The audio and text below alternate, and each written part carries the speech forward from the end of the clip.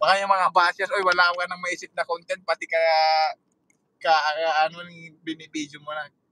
Siguro pag mag-start tayo sa panibago nating job. Kaya sabing hindi nakabaka ay ka-chicks. Hello sa ating mga ka-chicks. Pero ngayon on the way ako po. Pwede kayo yung Mitch Cabrera, yung Balbin, Quality TV. Follow po natin yung mga kababayan. Puntahan ko yung lilipatan kong bahay. Ang maganda na yung nakita kong bahay, yung kinuha ng Pilipino. 700 a month pero all in na yun. Wala na akong problema sa pagkain. Wala na. Luto na lahat. Kakain na lang doon. Kain, tulog. Yun ang maganda kay Green Up ko. Ay, 4,000 watt hours. Ay, 4,000 watt hours doon. Ganun pala yun. Kasi dati upload ng isang nagtitake ako ng video dati sa farm sa Taiwan, tapos yun hinahabaan ko para kung may manood. Ganun ginagawa ko dati, tapos yun hindi ko namalayan na one time nag-message sa email ko yung tapos ganun. Salamat po. Ganda ng stanza.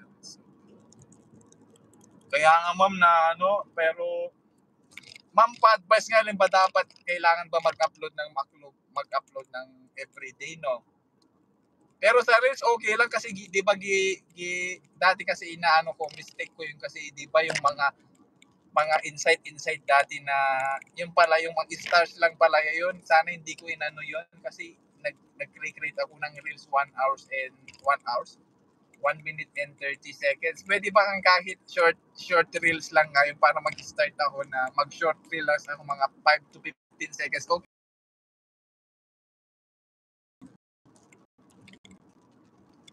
Ganun na lang gawin ko siguro pagbabalik ako sa reels is mga 5 to 15 seconds.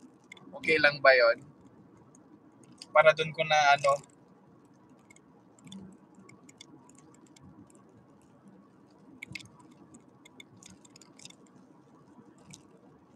4,000 watch hours. Ilang seconds yung 4,000 hours? Wala, kagabi ba tong Acura dito? Parang nasira tong sasakyan na to. Kagabi ba to na lang? Umahagod yung manubela natin mga kababayan kasi napakang curly niya. Nagkaganon yung manubela. Nakasisa kasi ng steering kasi minsan 3 dito, hindi pa updated. Hello po mga kababayan.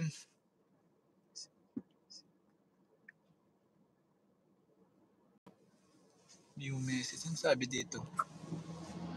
Balbino, papalo ako din sa YouTube show. Yan.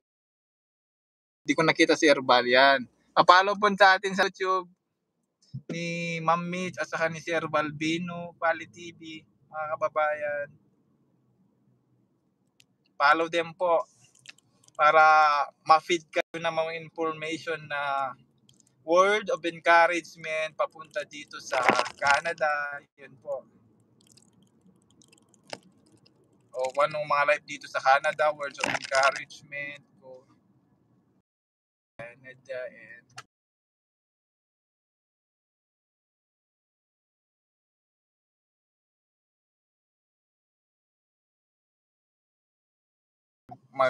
mag-sedan.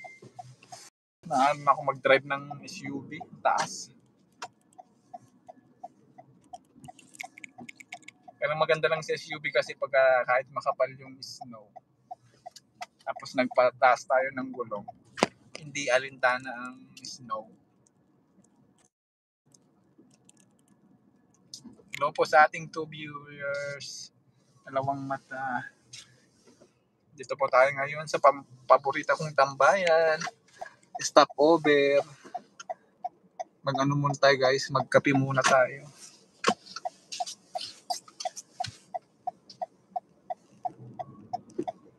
Yan, shout out sa ating hello po mga kababayan, magandang umaga. Welcome po sa ating live. Pwede po kayong umakyat